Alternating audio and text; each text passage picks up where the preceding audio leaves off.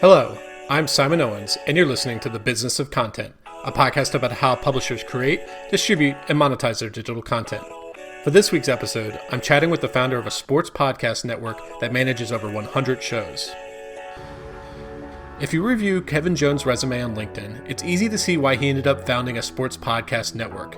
He's worked in virtually every sector of the sports media industry, from creating content for pro football teams, to reporting for traditional radio stations, to writing for sports news sites. He also launched Striking Gold, a 49ers-focused podcast that eventually accrued several thousand listeners. But Kevin wasn't content with simply being a podcast personality. Back in 2018, he began to notice that there were a lot of people like him, podcasters with extremely passionate fan bases, but no way to convert that fandom into actual revenue. So he began pitching them one by one on joining Blue Wire Podcasts, a network that would help them produce their shows and sell advertising in exchange for a cut of the revenue. Flash forward 2 years, and Blue Wire has since taken on several $1 million in investment, is now producing narrative documentary podcasts, and recently signed a huge deal with one of Las Vegas's biggest hotels. I recently sat down with Kevin to discuss how he convinced podcasters to join his network, his approach to working with talent, and why he's doubling down on long-form narrative series. Before we jump into the interview, I want to talk about my Substack newsletter.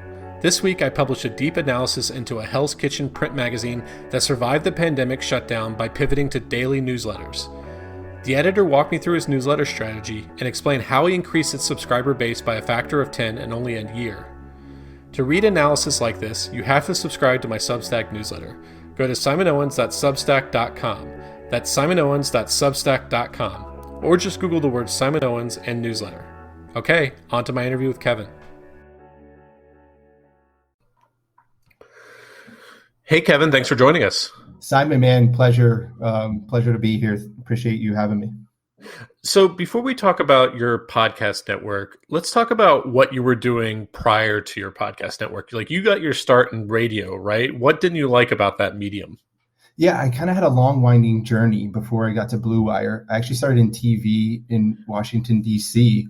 at WSA 9, where I was actually like a digital blogger. It was Bryce Harper's rookie year, RG3's rookie year. There was space on the website to create content, and I kind of elbowed my way into media at a TV station. Then I turned that opportunity into the Cleveland Browns.com. They were growing their media operation. They had space on ESPN 850. They had their own radio show and studio in the building. So yeah, I broke into radio there. I was on the team side for the Browns, so you kind of don't have your own voice, and they were losing quite a bit of games. So eventually took an opportunity at KMBR in San Francisco, the main AM station.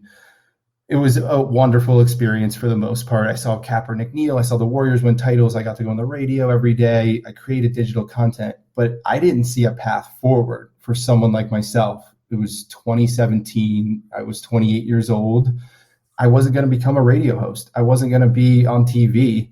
And I didn't see enough opportunities. And I saw a lot of really good free agents on Twitter.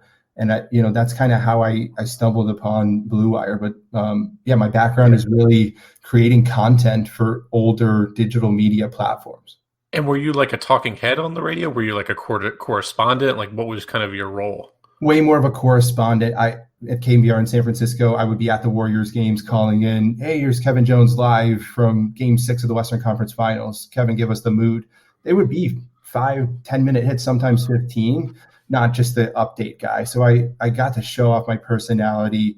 I wrote digital content. I was tweeting all the time, and just treating. I thought I was making better content for KMBR than most of the radio hosts for my age group, which was articles about the Warriors, tweets about the 49ers. I was giving KMBR that brand name digitally, and I wasn't getting rewarded for it. And that really pushed me to found Blue Wire, because I thought I was actually giving more value to the radio station online and wasn't getting paid properly for it. Did you feel like you had a brand, like where people, obviously they wouldn't recognize you on the street because they only heard your voice, but would you be in like a bar and they'd be like, oh, I totally know who you are? A few times, nothing crazy, but that's really what made me found Blue Wire, man. Sam Esfandari is that person in San Francisco. He had a Warriors podcast. I would start getting drinks with him, and people were literally coming up to him and dapping him up, saying, Sam, I love Light Years, love what you do on Twitter. it was one of my aha moments before I founded the company, is that Twitter influencers in sports are so undervalued. Beat reporters for newspapers are kind of going out of style, in my opinion. It's a necessary way to get facts and information, but radio hosts are being replaced, in my opinion, by Twitter influencers, YouTube hosts, Snapchat users who have built communities of people. And yeah, I think it's fair to say I have my own brand, and we have 150 podcasters. I know we're going to get to Blue Wire. They have their own brands. And I think that's what makes us different. The world's going that way, man. It's niche. You can be this fantasy football funny guy. You can be nerdy, analytical on the Browns. Anyone can pick their lane right now. And then from the radio, you went to go work at Facebook on like content strategy, right? What kind of content were you strategizing on? Yeah, I was on the business help team. I worked out of Building 61 in Menlo Park.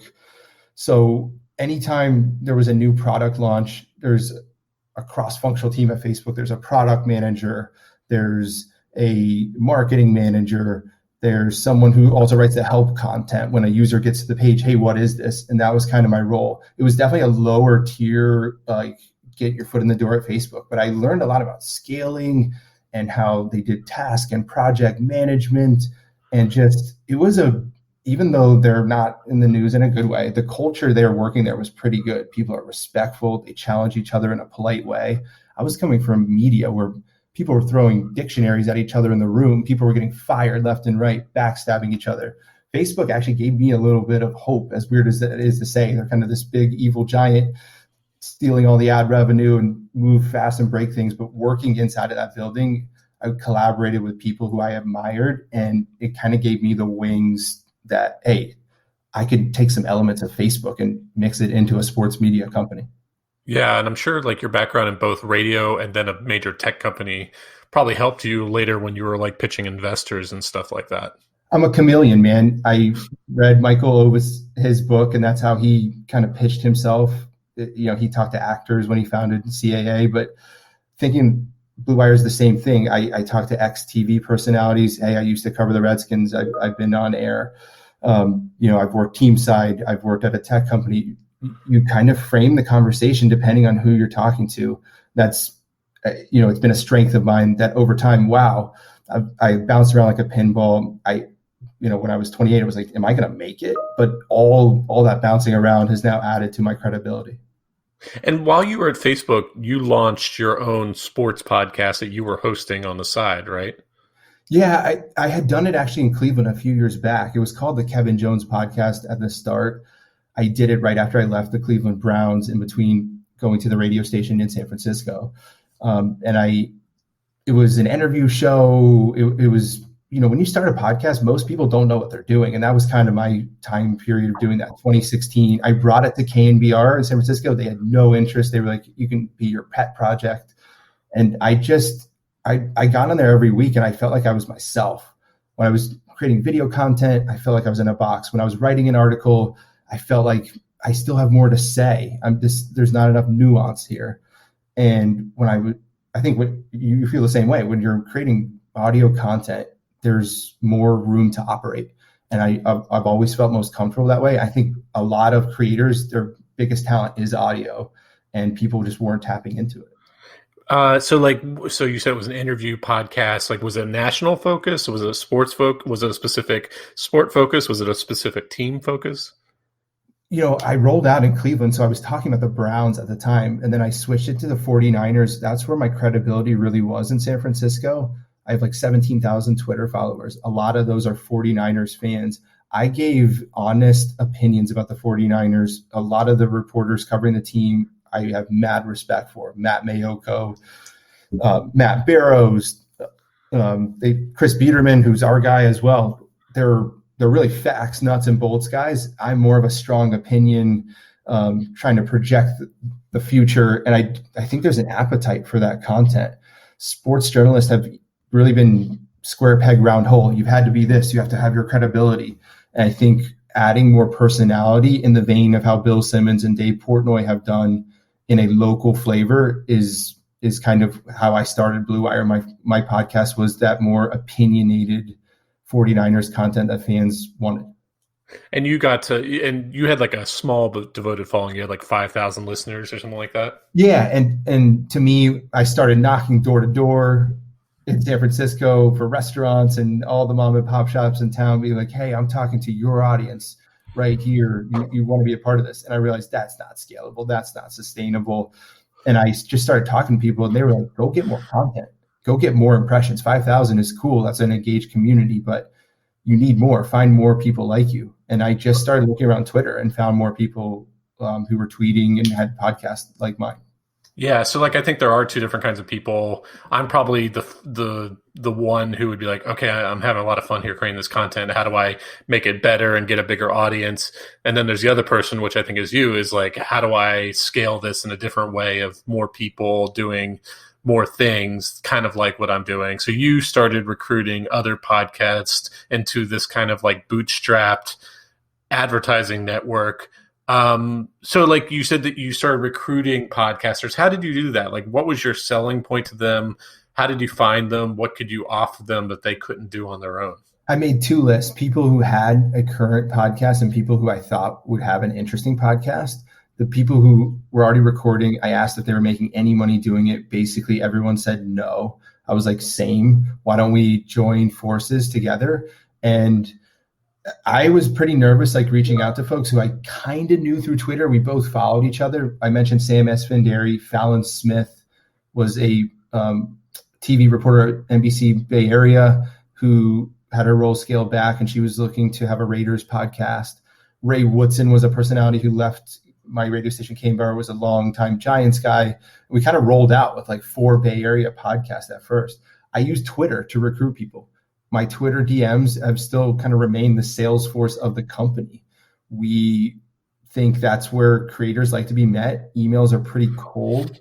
And now we can kind of put a face to Blue Wire using Kevin Jones's Twitter account. It's been pretty successful for us, starting conversations on Twitter, moving it to a phone conversation, and then selling people on why Blue Wire. And because you already had a sports podcast, because if they Googled your name, they found your LinkedIn profile, saw you worked at Facebook and these radio stations, they're not like, this isn't, because I get like a lot of emails from completely random people that I ignore. Mm-hmm. But that gave you kind of that credibility to at least get them on the phone. Yeah, I think because I'm a creator, I think some of the best content companies in sports recently have been founded by the creators. Portnoy, Simmons, Mike Florio with Pro Football Talk. And you can kind of scale out using that founder instead of the business approach. Like the old school Viacoms of the world are huge businesses now, but I think it's that bootstrap mentality at the start for sure. And without my Twitter following, no chance people are signing up for Blue Wire. I think that was the kind of the match that got everything started. Yeah, like Patreon even, like it started with Jack Conte, who's like part of the band Pamplemousse, and he started his own, they created the Patreon platform, and then he was the first creator on Patreon, and he had millions of subscribers. So then a lot of those creators are like, oh, this guy's making money on Patreon. And then, that's how he kind of, led his initial rush of other creators starting on Patreon, and then it kind of created like a self-perpetuating, growth because he had credibility as a creator. So it's kind of the same thing with you.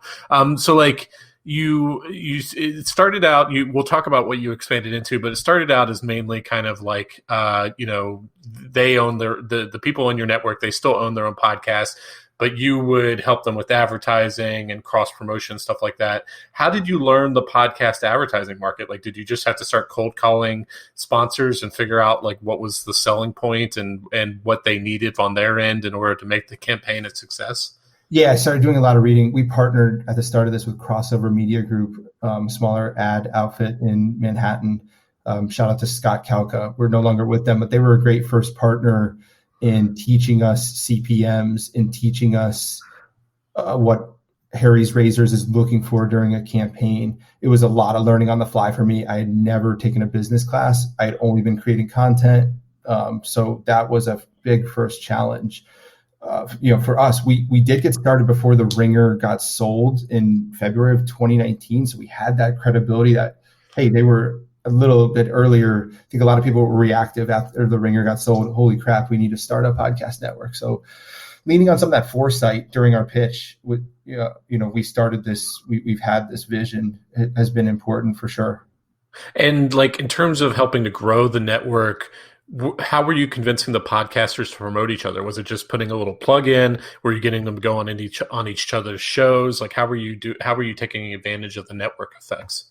Yeah, we don't require that contractually. We try and set up relationships with people who naturally and organically want to promote each other's content. I think that's the cheesy part about some podcast networks is they're promoting all this content that people may not like. We now have a Yankees pod, Knicks pod, New York Giants, the Rangers, and they're all kind of like-minded. So it takes a while to fill out the catalog about promotion, but basically we don't promise that. Blue Wire is small. We tell people we're grassroots, that it helps in Apple and Spotify to have our label, for it to say Blue Wire, and people search that. It makes things more searchable.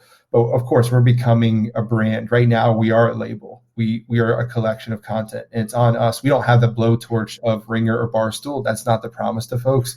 It's definitely come monetize, still get to own your content. Though we can talk into our business model. We're now acquiring some of our best podcast content.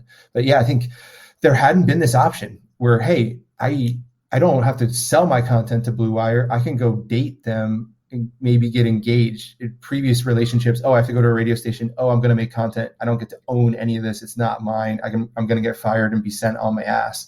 Kind of that protection I put in for podcasters, I think, has been a reason why we've grown fast. So tell me about your funding rounds. Like, what was your pitch to investors that this was more than just a lifestyle business? Yeah, I think Spotify tremendously helped the timing of everything and just their spend.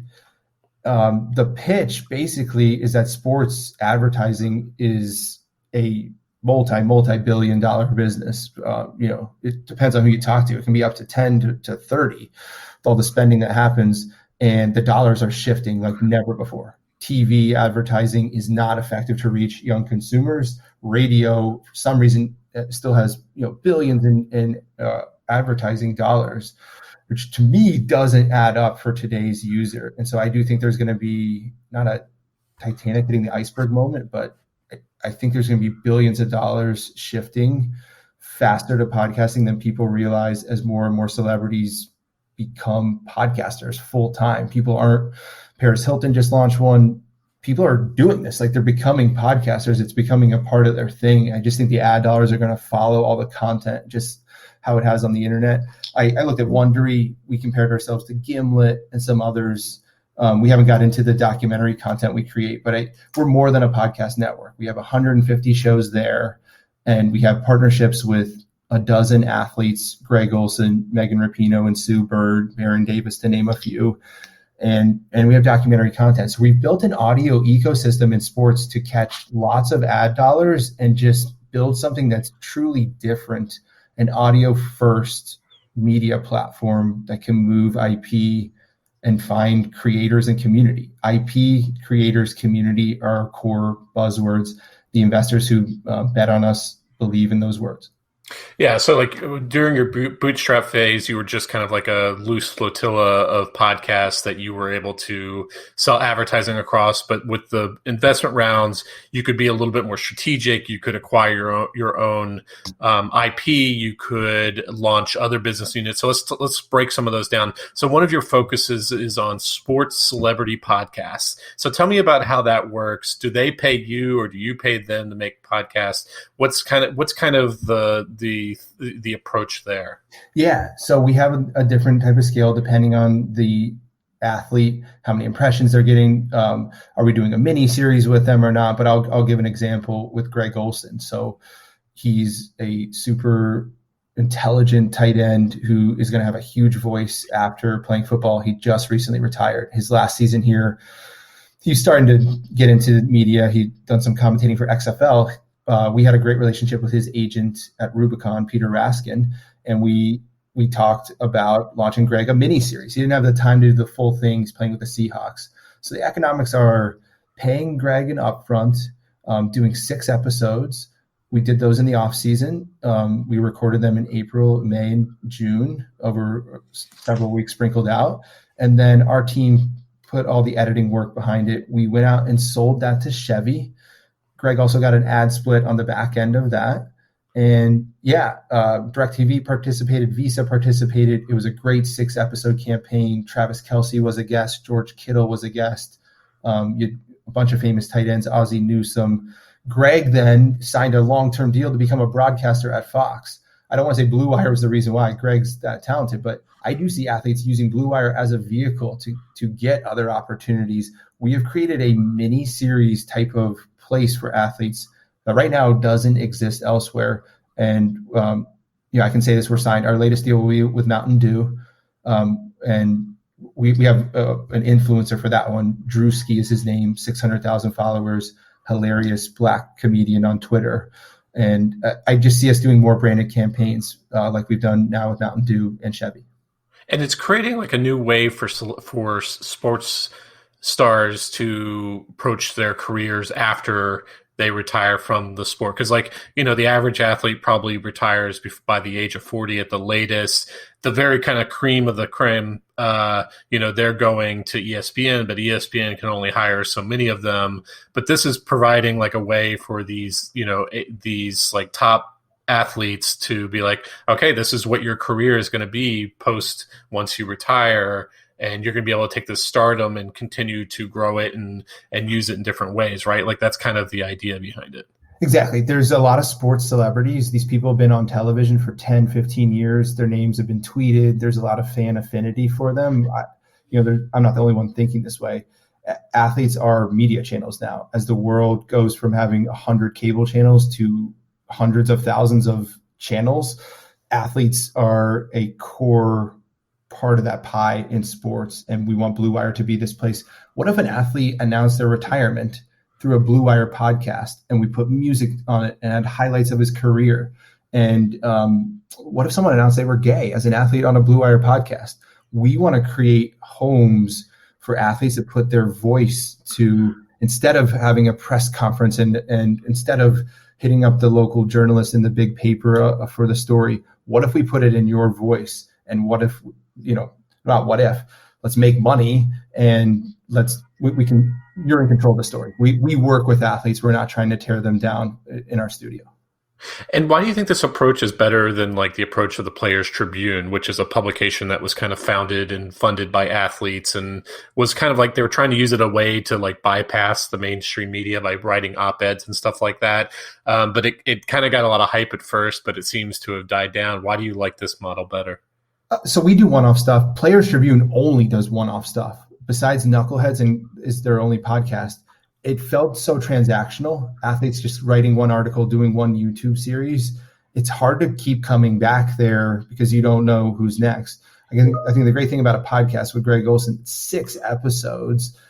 Ian Happ, he's a center fielder for the Cubs on our network. He recorded every Monday. So it just depends on the athlete. But I think we're trying to open and broaden this whole thing up of what is a podcast. How do you deliver it to your fans? And preaching that message right now to all the agencies of the world. And listen, JJ Watt has Subway commercials. Same with Bill Belichick. I just think Subway and these brands are realizing this isn't enough content with these famous people. This is like a cheesy little 30-second thing that's not aging well. How do we look cooler? How do we make better content? Tell me about your narrative podcast, your documentary podcast, as you call them. How many have you produced so far? Like what has debuted so far and is already available on podcast apps, and what's in the pipeline?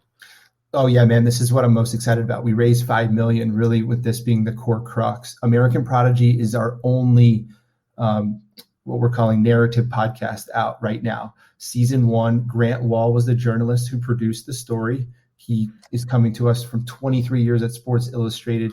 He wrote the cover story of LeBron James' Chosen One, which LeBron has tattooed on his back. He also wrote the cover story of Freddie Adu, who was a 14-year-old boy who came on right after LeBron. We told that forgotten story as our first big narrative swing, and it really it caught fire for us. Very little marketing spend behind it. It became our most listened to podcast out of 150. most unique users. And now we're moving it up the IP chain, talking to major Hollywood players. UTA is our agent in our corner. And yeah, it's exciting for us. Season 2 is going to be Ken Griffey Jr. coming out in April. And then season 3 and season 4 should be coming out quicker in the pipeline with this investment. American Prodigy will be our first big storytelling brand. We have others coming out, one called The Rumor, which is looking at Cal Ripken and whether his streak, there was a game missed. The Orioles may or may not have been involved in pulling the plug. And it's kind of a more fun, not salacious look at the story. We are trying to take authentic voices, this Orioles fan or Grant Wall and Freddie Adu, instead of what some of our competition is doing, which is copying and pasting some personality who's not a part of the story. We're trying to plug those authentic storytellers in and just feel like this content is extremely missing. If you look at the top charts in sports right now, it's the same stuff. It's Ryan Russillo. It's older white guys talking about national topics. I said Michael Ovitz earlier. Ted Turner is also an inspiration for me of just how he programmed. TBS and TNT, they started at 7:35 p.m. to be a little bit different. I think that's kind of the approach Blue Wire is taking. And when you talk to people about narrative podcasts, they say that there's this problem because like a narrative podcast is only going to have a very short number of episodes. And a lot of cases you have to try to convince advertisers before it even goes out that it's going to be a huge hit. And then, if it becomes a huge hit, half the season's over and you're trying to hurry up and sell new advertisers. But you're kind of overcoming that problem where you're not just launching new shows into a vacuum. You're making them prolonged seasons where each season is a different focus, but it's going in the same podcast feed, right? So there's going to be an already existing audience for season 2 that you built up through season 1, right? Exactly. The biggest mistake people make in podcasting, if they start a company, I shouldn't give this advice because it's a competitive advantage, but they launch 10 podcast feeds. They think they should put stories in all different ones. That's a novice way. And you got to consolidate the content in the same feed. That way the user doesn't have to subscribe to all these different feeds. The content is then delivered right to them. American Prodigy, we're super excited. Like, I'm pretty sure that will be a documentary either next year or the year after. These things take a while to get made, but we view that even beyond sports. We could tell Tom and MySpace, but you're right. It gives us a higher end to monetize here, where we can stick programmatic ads in the back end and people could discover something season 5 that we put out and then go back and listen to the rest of the thing. We're trying to create more bingeable sports content right now, which does not exist. And now that you have 150 podcasts in the roster, you can do things with dynamic insertion of advertising. What platform are you using for that, and like how much of that is your business? Oh yeah, shout out to Simplecast, Brad Smith, Dane, Grace, the team over there, Janine. They were a startup like us, founded a couple of years before. We have a great relationship with the team. I think Megaphone is probably where most people are uploading in sports. ESPN, The Athletic. We are with Simplecast. They just got acquired by SiriusXM. We've been with them for almost a year and a half now. I was at Art19 prior to this. There's a lot of competition for those tech platforms. Ultimately, Blue Wire, if this company continues to scale and we can continue to have success, I would love BlueWirePods.com to be the place everyone uploaded to participate in some of this technology. But right now we're partnering with Simplecast. They spray everything for free. They've been a great partner, and we're tapping into their dynamic capabilities. Do you think Spotify is just going to kind of just blow away the competition because it just has the scale and the data and the ecosystem where it can control the distribution and everything like that versus, these others that have to rely on RSS feeds and a lot of different platforms? Like, what do you think that's going to do to the advertising mix and the ability to scale up advertising for podcasting? I think Spotify's in the first mover advantage. I think they have the best shot at doing it. I don't think it's a slam dunk. I don't know who else could beat them to it, but it seems that they want to become Facebook of audio for advertising, where your mom and pop shop can make a quick podcast ad for their laundry cleaners in Cleveland on some podcast there in a quick, easy way, just like Facebook Ads Manager. I believe Ben Thompson has written a lot about this. That's what Spotify is intending to do, is create a much bigger ad pie by getting all the content, by making the best technology. More people are going to be like, yeah, small businesses are not podcast advertisers yet. I see Spotify changing the game that way. In the next several years, it won't be next year. It'll take many.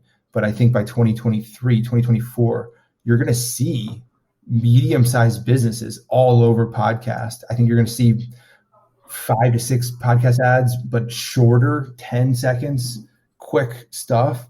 And Spotify being at the forefront. Apple, sleeping giant. Amazon, sleeping giant. One of those two could beat Spotify theoretically. Well, like you mentioned, your early days trying to go to like restaurants and stuff like that and not having a lot of credibility. But like you think about these team focused podcasts, like let's say there was a Chicago Bears podcast, like they have, a lot of Chicago based listeners and Illinois based listeners, but they also might have a lot of listeners of people who moved away from Illinois, also with a network reaching tons of different team specific and national audiences. Do you think that like once it becomes more mature, there's going to be a lot of opportunities to sell both local and national advertising? Oh yeah, I should have trumpeted this. This is like our greatest capability right now, is our Lakers pod and our Yankees pod are national audiences. 50% are in the LA or New York markets, but there's heavy pockets in Miami for Yankees, which you would expect if you've seen Seinfeld. There's Yankees fans in Florida, and our Lakers guy is huge overseas, as the Lakers is an international brand, and that is reflected. I do think we can work with like a Heineken or an Audi, who's a more international brand with our Lakers content, and we have those metrics to be like, hey, we can split our inventory almost in half. If we want to run a local campaign for half of it, and then, hey, half the audience may hear a different ad, that's coming. That's already happening. And it's exciting, in my opinion. There are a lot of YouTubers right now who are building out podcast studios, and they've seen a lot of success posting video versions of their podcasts.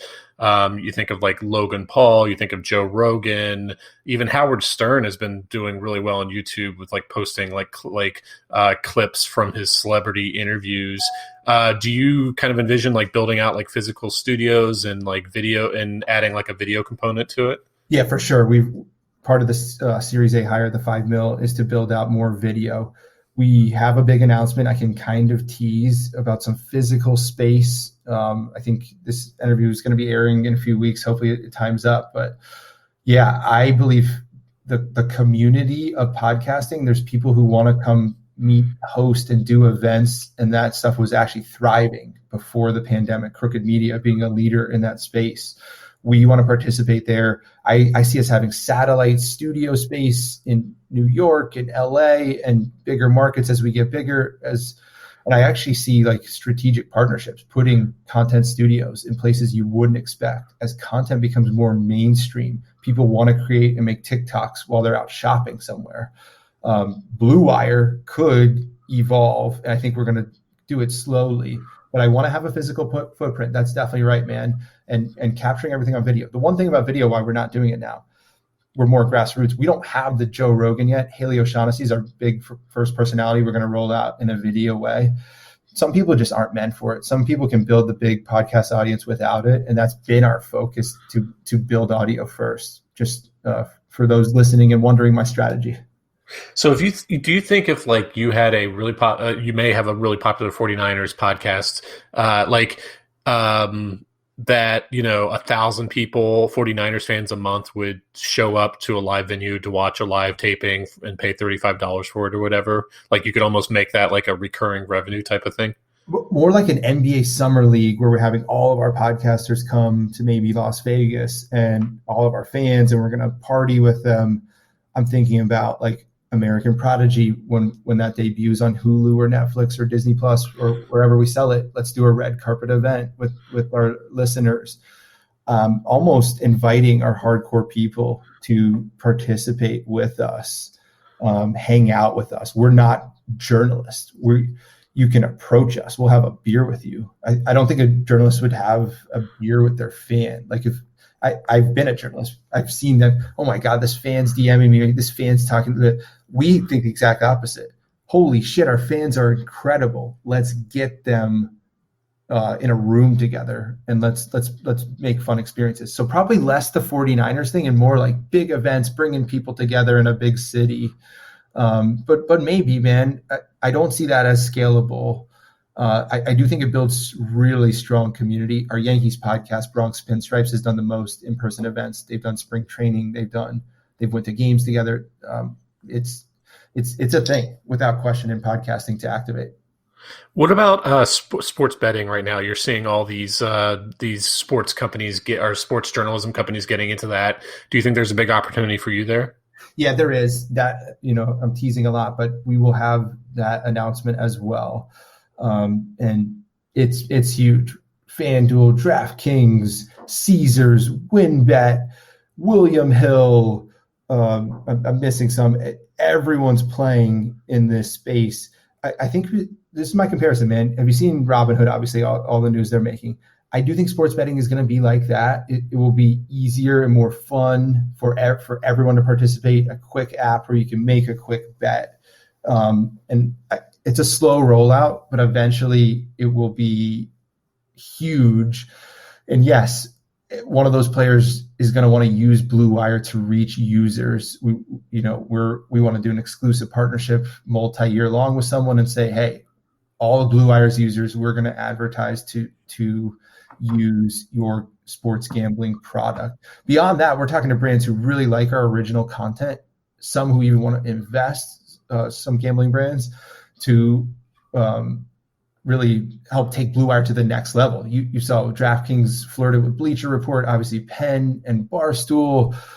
I think every single one of these gaming companies is going to own not just one media company. They're going to own several media companies as there's a race for market share to have everyone betting on their platform. I feel like sports podcasting, it's really having a big growth moment right now. Obviously the Ringer acquired by Spotify. There are lots of new networks I'm reading about constantly getting launched, lots of funding rounds. Why do you think that it's happening such a big moment right now?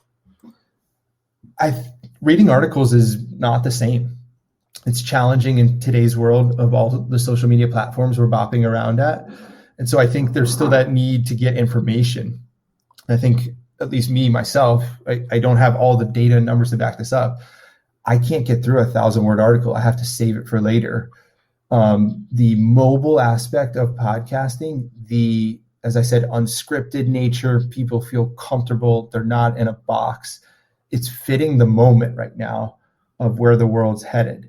It had been corporate. It had been 7:30. It's the 10 o'clock news. Here's your newspaper on the front page, or it'd been so structured. Now media, the audience gets to make their own playlist. They get to find who they like. Instead of being broadcasted to, they get to pick their pods. So that's why I think it's having a moment. It's the technology and the decorporatization. I don't know if that's a word, but the world is becoming more decentralized. And I think brands like Blue Wire, it's about the creators. It's not about Blue Wire. People are not like, I'm a huge Blue Wire fan. I'm a fan of Bronx Pinstripes. I'm a fan of Laker Film Room. I think that's the approach people want. Like being a big brand, of course, Blue Wire, I want that to happen. That's not what your fans actually care about. I would also think it's like the perfect combination of passion, because it's a high passion topic, but also brand safe. Like it's not about politics or anything like that for the most part. Right. The topic, you have free agency, you have trades, you have so many heat moments in sports. You have the NFL draft in April. You have the NBA finals in the summer. You have the kickoff for football in the fall. Once we get back on the schedule after the pandemic, it's very based on the calendar, and people kind of know what to expect. The characters change. That's the most exciting part, but the schedule stays mostly the same, which I think inherently sports fans just cater their lives to consuming this content. It's kind of easier. in my opinion, news is every day. It's like such a constant thing to keep up with. The stories are changing. Sports, the season ends, you get to take a break, you can go to a different sport, and there's more optionality, I think, for sports fans, and there's so much content that can be created. Okay, Kevin, well, those are all the questions I had for you. Where can people find you online? Mr. Kevin Jones on Twitter is where I need to be tweeting a lot more, guys, but I used to be covering the Niners there. You can find all the places to find me. And then, bluewirepods.com is our website. Check it out. Simon, I appreciate you, man. I love listening to your podcast. It was really fun being on this episode. Yeah, it was a lot of fun. Thanks for joining me. Thanks, man. Okay, thanks for joining us. I'm actually on the lookout for new guests for this podcast. So if you do interesting stuff in digital content, whether you're a full-time YouTuber, a media executive, or run a cool niche newsletter, definitely reach out. My email address is simonowens@gmail.com. Okay, see you next week.